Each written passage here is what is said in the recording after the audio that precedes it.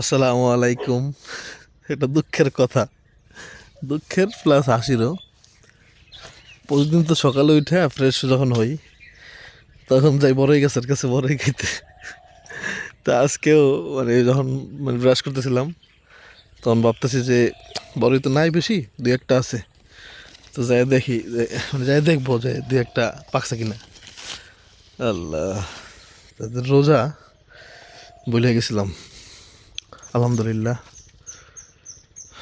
তবে খাইয়া মনে পড়লে তার কোনো সমস্যা নাই। আমার কপালটা এরকম কি জানেন, আমি কোনোদিনও খাইয়ে ফেলছি, খাওয়াটা শেষ, এরপরে আছে না যে মনে পড়ছে আরে আমি তো রোজা, সেটা আমার কপাল হয় না ভাই।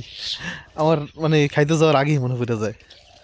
এটাও ভালো, কিন্তু যেহেতু খাইলে সমস্যা নাই না, খেয়াল না থাকলে তো ওটা হইলে কিন্তু একটা মজা আছে। এটাও আল্লাহ পাকের কাছে দেখতে ভালো লাগে। আর আপনারা তো জানেনই, রোজার সব আল্লাহ পাক নিজ হাতে দিবেন। সুবহানাল্লাহ। এটা এটা চিন্তা করলেই তো নিজের কি যেন একটা মনে হয় না একটু, যে এমন একটা কাজ করতেছি আলহামদুলিল্লাহ, যদি ঠিক মতো করতে পারি তাহলে মহান রবের পক্ষ থেকে সরাসরি পুরস্কার। সুবহানাল্লাহ। এটা এত সাধারণ বিষয় না, যদি আমরা এটারে গোলায় ফেলি বা অত গুরুত্ব দেই কিনা আমি জানি না। আমার কবরের প্রথম রোজাটা সালাম দিয়ে আসি সকালেই। আসসালামু আলাইকুম ইয়া হালাল কবর, রব্বির হামহুমা কামা রাব্বায়ানি সগীরা।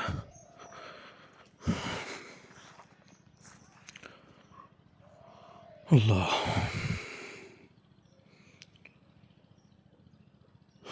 কবরের আজাব সব কবরেই বন্ধ আলহামদুলিল্লাহ। আর আমার আম্মুর কথা আমি বলতে চাই না কিছু। আমি আমার জীবনে যত মানুষ দেখছি দুনিয়াতে, এর মধ্যে মহিলাদের মধ্যে তিনজন দেখা, আমার চোখে দেখা আর কি, তিনজন নারী আমার কাছে সর্বশ্রেষ্ঠ। একজন হচ্ছে আমার নানি, দ্বিতীয় হচ্ছে আমার মা, আর তৃতীয় হচ্ছে আমার এই নানা বাড়ির হচ্ছে একজন মহিলা। উনি হচ্ছে সম্পর্কে হয় মামি, কিন্তু আপন না, আমার নানা বাড়ির একই বাড়ি আর কি। তো ওনারে কেন 3 নম্বরে রাখলাম বা এই সর্বশ্রেষ্ঠ তিনজনের মধ্যে, এর কারণ হচ্ছে আমি আমার সারা জীবনে আমার নানা বাড়ি ছিলাম প্রায় 7-8 বছর। হ্যাঁ, সেই 7-8 বছরে আমি একবারও দেখি নাই ওনারে কোনো ঝগড়া করতে কারোর সাথে। হ্যাঁ, যারা পরিচিত আমার আছে, অনেকে আমার ভিডিও দেখে, তাদেরকে বলে রাখি, সেটা হচ্ছে আমার যেই নানা বাড়ি যে ইলিয়াস, মাইনুদ্দিন, হুম, বাবুল, যে ওনার যে মা আর কি, ওনার কথা বলতেছি আর কি। বুঝলেন ওনার নাম জানি কি? হ্যাঁ, নামটা ভুলে গেলাম। আসলে মুরব্বীদের তো নাম আমরা মনে রাখি না, তাই না? হয়তো মামি, কাকি এগুলো বলে ডাকি, এই জন্য নামটা হালকা খেয়াল আসতেছে, আবার হালকা আসতেছে না। হাবেজা মনে হয়। হুম, তুমি এদিকে আসো, এই সাইডে আসো। নুরজান দেখেন কি বানাইতেছে, বড় বড় সাইজের কাবাব। এই সাইডে আসো, উল্টা দিক থেকে দেখা যায় না তো কিছু। ওই দিন বলছিলাম না, এই টাইসন, আল্লাহ ছিলাম দিব না, টাইসন। এই যে আমরা বললাম না যে ওরা ইয়ে উঠিতেছে, তো সেগুলো ওই নদীর পাড় থেকে, খাল থেকে আর কি। এগুলো বলে হন বলই আমাদের অঞ্চলে। এর একটা গাছ, যে গাছটা দিয়ে এক স্যার একবার, বুঝছো, আকবর স্যার আছে না, সে আকবর মাস্টার আমাদের সম্পর্কে মামা, সেই মামারই হচ্ছে ভাবি হচ্ছে ওনার, যার কথা বললাম উনি। তো সে হচ্ছে মাস্টার ছিল। তা আমি গেছি গ্রামে স্কুল দেখতে আর কি। হ্যাঁ, তো তখন ক্লাস 4-এ পড়ি। তো ক্লাস 4-এ ক্লাসে যেয়ে বসছি, তা আমার মামাতো ভাই, আমার আপন মামাতো ভাই ক্লাস 4-এ পড়ে। বাইরে ভাই বিশ্বাস করেন, এরকম এগুলো আছে না, এইগুলোর যে মোটা মোটা হয় অনেক বেশি, কেমন মোটা হয়, একেবারে এইরকমও মোটা হয়। হুম, এরকম, কিন্তু এগুলো একেবারে বেশি শক্ত হয় না। হ্যাঁ, কিন্তু যেটা মোটা ওইটা মোটামুটি বেশ শক্ত হয়। ওইটা দিয়ে আরে ভাই এমন পিটানো শুরু করছে, আমি আমার তো মারতেছে না, কারণ আমি মেহমান, কিন্তু ওদের যে পিটান শুরু করছে দেখে আমার কাম হয়ে গেছে। আমি আল্লাহ, আমি কোনো মতে কি বাইরে পারবো ক্লাস থেকে? একটা হাত খালি আমি বলে আয় হাত পাত। মানে গ্রামে তখন এরকম ইয়া ছিল। আপনারা যারা আঙ্কেল আছেন, বড় ভাইরা আছেন, তারা এটা জানবেন, গ্রামে যারা পড়াশোনা করছেন।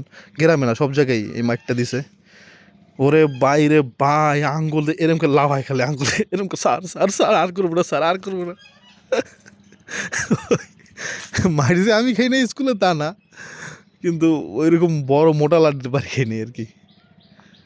আল্লাহ, আমার সবচেয়ে মনে থাকবে সবসময়, একবার হচ্ছে ক্লাস 5-এ আমি এক স্যারের কাছ থেকে, মানে আমার ফ্রেন্ড ছিল, ও আর আমি একসাথেই সমাপনী দিছিলাম। তো ও আমার পাশে ছিল, তো ও জেলায় ফার্স্ট হয়েছিল আর কি। হ্যাঁ, আমিও তখন ওই ট্যালেন্ট পুলে বৃত্তি পেয়েছিলাম। তো ট্যালেন্ট পুল বৃত্তি বলে না ওটারে, কী জানি বলে গেছি বুঝলা, যাক যেটাই বলে। তো সেই ছেলেটার যেই সাময়িক পরীক্ষা আছে না, প্রথম সাময়িক দ্বিতীয় সাময়িক, সেই কোশ্চেনগুলো থাকে না পরীক্ষার, সেই কোশ্চেনগুলো কী করতো, ও জমায় রাখতো। তো ওই কোশ্চেন দেখে দেখে ও আবার পরে পরীক্ষা দিত, ঘরে বসে বসে। তা আমি কী করছি, আমি যখন বুঝলাম যে না ও তো এইভাবে আগে যেতেছে, তা আমি কী করছি, ওর কোশ্চেনগুলো ক্লাসে বসে আমি ব্যাগ থেকে চুরি করে নিয়েছি। চুরি করে নিয়ে চিন্তা করছি এগুলো দেখে আমি বাসায় নিয়ে বোঝায় পরীক্ষা দিই, আমি হারাই ফেলছি আর কি। আমারগুলো সবার কাছে তো থাকে। তো এটা যখন ও সবার মানে স্যারের কাছে যে বিচার দিচ্ছে, স্যার আমার কেদিন চুরি করছে, হ্যাঁ। তো সবসময় আমি ওর পাশেই বসতাম, কারণ ও ভালো স্টুডেন্ট, সবসময় ভালো স্টুডেন্টের সাথেই থাকতাম। আমিও ভালো স্টুডেন্ট ছিলাম আলহামদুলিল্লাহ। তো স্যার তো আমার ধরছে, প্রথমে ম্যাডামরা ধরছে, আমি বলি নাই। পরে স্যার আমার নিয়া মানে হেডমাস্টারের রুমে আমার খালি 2 পায়ের মাঝখানে মাথাটা ঢুকে ভাই টাস টাস করে কটা মানে চর দিছে পিঠের উপরে জোরে জোরে একবারে। না, আমার শরম করে, এটা একটা স্মৃতি, এটা ভালো স্মৃতি। এই গেল একটা। আর একটা মার সবসময় মনে থাকবে, এটা খুব দুঃখের, এটা এই স্যারের আমি কোনোদিন ক্ষমা করবো না। হ্যাঁ, উনি একজন হিন্দু স্যার ছিল, Gopal sir, west Dhanmondi Yusuf high স্কুলে, হ্যাঁ, ক্লাস 9-এ। ওই লোক আমার বলতেছে কি, সবাই বলতেছে এই কে কে অঙ্ক বই আনছো, কে কে ম্যাথ বই, তো অনেকেই আনে নাই। তো বলে সবাই দাঁড়াও, তা আমিও দাঁড়াইছি, তখন আমি নতুন ওই স্কুলে ভর্তি হয়েছি আর কি। তো ভর্তি হয়েছে পরে আমারে বলতেছে কি, আমি একটু হাসতেছিলাম শরমে আর কি, হ্যাঁ। তো আমারে বলে যে তুই আসলি কেন, হ্যাঁ। আমি নতুন স্টুডেন্ট, আমার চিনেও না সে, তাদের স্কুল তো আমি পড়ি নাই। ওই লোক এত বেয়াদব, এত খারাপ বেয়াদবি বললাম কারণ কি জানেন, আমার মুখের উপরে ডাস্টার ছুঁড়ে মারছে, একবার চোখের উপরে পড়ছে এসা। প্রথমে তো এটা করছে, এর একটা অমানুষ, হ্যাঁ। তারপরে একবার আমার ঘাড় ধইরা কলার ধরে টাইনা নিয়ে কলার মালার ফলে ছিঁড়ে ফেলে আর কি, মানে বোর্ডের সামনে নিয়ে ইচ্ছা মতো ডাস্টার দিয়ে আমার মুখ মুখ টুক মানে যেখান থেকে পারছে ওখান থেকে ফিরেছে, হ্যাঁ। তারপর থাপড় তো দিছি, তারপরে আমার কয়ে যা, আমি গেছি, আবার কয় এদিকে আয়। আবার নিয়ে আবার মনে করেন ইচ্ছা মতো থাপড়াইছে, হ্যাঁ। তো এটা তো একটা অমানসিক নির্যাতন, এগুলো তো এখন একবারে বন্ধ, এটা ওনারে মাফ করবো না। শালা খুব একটা মানে খারাপ কাজ করছে, এটা অতিরিক্ত হয়ে গেছে একবারে। সব কিছু একটা লিমিট আছে না। এক একজন নতুন স্টুডেন্ট অন্য স্কুল থেকে আসছে, তার উপরে আবার মানে কী বলবো, এটা একটা যাতা অবস্থা। এই আর কি, অনেক স্মৃতি আপনাদের বলে ফেললাম। তো হচ্ছে বিশাল সাইজের কাবাব, কী কী খাবেন, নুরজাহানের স্পেশাল কাবাব। কি মশলা দিছে নুরজাহান? গোবর মশলা। এটা কি, এটা হচ্ছে যারা চিনেন তারা তো চিনেন, এটা হচ্ছে গোবর দিয়ে কি বানায় জানেন, এটা দিয়ে লাকড়ি বানায়। এই যে এই গোবরটা অনেক ভালো মানে শুকায় যাবে, ওই যে শুকায় গেছে ওই সাইডে দেখেন ওগুলা। তো এগুলো শুকায় একবারে শুকায় যখন যাবে, এটা যদি আগুনের মধ্যে দেয়, চুলার মধ্যে মাটির চুলায়, ভাই দাউ দাউ দাউ দাউ করে জ্বলবে, মানে একবারে লাভার মতো কালার হয়ে যায়, লাল টকটক করে, মানে খুব ভালো জ্বলে আর কি। মানে যদি বলেন লাকড়ি হিসাবে এর চেয়ে ভালো লাকড়ি, ঠিক না নুরজান, এর চেয়ে ভালো লাকড়ি হয় না। কিন্তু এটা বানাইতে বড় কষ্ট। কষ্ট কেমন কষ্ট, এই যে নুরজানে দাদা খুলে গেল দেখছেন, এর চেয়ে এক কষ্ট। আর দ্বিতীয় কষ্ট হচ্ছে আপনার মানে কি বলে যে এই গোবর তো আর আমাদের নাই, হ্যাঁ, আমাদের গরু নাই। তো এই গোবর অন্য অন্য বাড়ি থেকে নিয়ে আসতেছি, যাদের বাড়িতে গরু আছে অনেকগুলো 4-5টা, তাদের জন্য এটা খুবই ইজি। আর সবাই করেও রাখে, সব বাড়িতে এটা আপনি পাবেন গ্রামে, হ্যাঁ।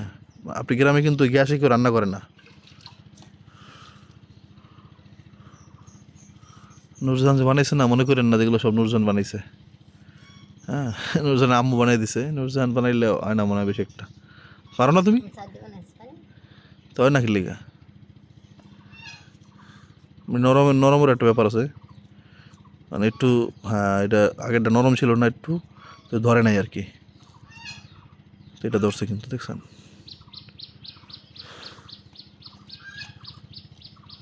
তো গোবর থাকলে মানে কি বলবো, মানুষ একবার অনেক পরিমাণে বানায়, অনেক পরিমাণে। পরে একবারে পুরো রান্নাঘর ভরে রাখে, রান্নাঘরের উপরে বা যেখানে রাখে লাকড়ি, বর্ষাকালে এটা ব্যবহার করে।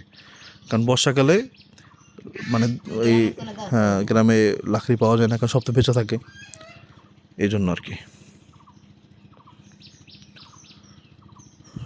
এটা রাখো, এটা রেখে একটু একটা ছবি তুলবো, দুই রাতে লো তো কাবাব, টাইটেল দিতে লাগবো, বিশাল সাইজের কাবাব বানানো নুরজাহান। যাক, প্রথম রোজা এই আমার কষ্ট দিতেছে তো আসলেই ভাই, রোদের মধ্যে খাইছো তো, তোমরা রোদের মধ্যে এগুলো বানাও না, ওগুলো না কাঁচা শুকনো গুলো নাও, এ তো অনেক কষ্টের ব্যাপার। আমি পিঠ দিয়ে গামছা ধরতেছে ভাই, এটা তো সমস্যা। ওইটা দুই সাইজ লাও, এক সাইজে দুইটা লাও, এক সাইজের। আর এটা কি কাবাব দেখাইব, ওই দুইটা লাও, মানে ছোটো সাইজের দুইটা লাও আর কি। আচ্ছা লাও, এরকম করে হাতে লাও, এরকম করো, তোমারই দেওয়া যায় না। আচ্ছা ওকে, রোদে তাকাইতে পারে না। যাক, এই ওঠো ওঠো ওঠো, এগুলো রোদের মধ্যে করবো না। কী একটা অবস্থা বাবা রে বাবা, আমার তো পিঠতে ঘাম ধরে গেছে। আমি তো গল্প কিছু পরে খেয়াল নাই, মানে বিভিন্ন ঘটনা বলতে গিয়া মানে নিজেও মজা পাইলাম, কিন্তু হঠাৎ করে দেখি কেউ গল্প শেষ আর দেখি যে ঘাম পড়তেছে ভাই। আল্লাহ, দেখ আলহামদুলিল্লাহ, আল্লাহ পাক রোজাটা সুন্দরভাবে রাখার তৌফিক দান করুক। আর আপনারা এই রোজায় অনেক ভিডিওই পাবেন ইনশাআল্লাহ। হ্যাঁ, দোয়া করবেন। আবার দেখা হবে ইনশাআল্লাহ যে কোনো সময়। আসসালামু আলাইকুম।